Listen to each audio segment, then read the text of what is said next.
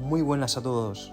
Estamos viendo en los test de Portimao los nuevos diseños aerodinámicos que van a haber en MotoGP en 2024.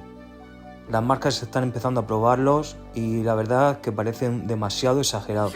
Hay mucha gente quejándose de que no van a dar espectáculo este año en MotoGP. ¿Vosotros qué opináis?